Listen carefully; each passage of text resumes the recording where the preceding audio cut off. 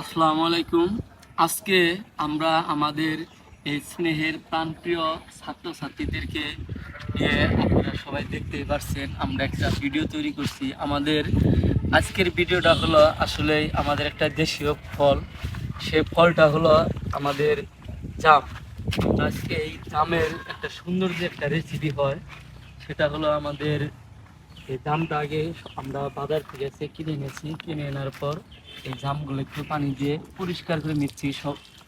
নেওয়ার পর তারপর লবণ দিয়ে আজকে সুন্দর করে এই জামগুলা ঢাকিয়ে আমরা খাবো। আসলেই যে কোনো জিনিস একা খাওয়ার চেয়ে সবাইকে নিয়ে একটু খাওয়া অনেক ভালো। নিয়ে একটু লবণ দাও, এই দেখেন সম্পূর্ণ দাও। এই যে দেখতে পাচ্ছেন, আজকে আমরা এই জামের ভিতরে লবণ দিব। লবণ দেওয়ার পর সেগুলো সুন্দর করে ঢাকবো। ঢাকার পর এইগুলো আজকে আমরা সবাই খাবো। আসলে একটি কথা আছে যে বাড়িতে আপনি যদি বিরিয়ানি, পোলাও, মাংস, ভালো জিনিসও একা একা খান, সেটার মজা নাই। কিন্তু যখন সবাই মিলে একটি খাবার খাবেন, সেটা অনেক মজা এবং আনন্দ। কারণ সেই খাবারগুলোতে আল্লাহ তাআলার রহমত, বরকত সবই থাকে।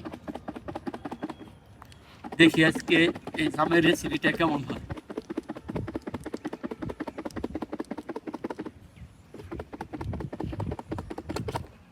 এই যে মোটামুটি আমাদের রামের রেসিপিটা শেষ হয়েছে। এখন সবাইকে আমি একটু হাতে হাতে খাওয়াই দেবো। তো একটু অবাক হা করছে, দিয়ে কেমন হয়েছে? হ্যাঁ, সুন্দর হয়েছে।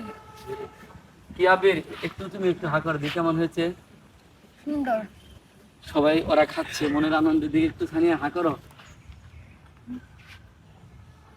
মিম, মিমের আসলে জিহ্বার পানি পড়তেছে এই জামের রেসিপিটা দেখে। মিম ধরো, হ্যাঁ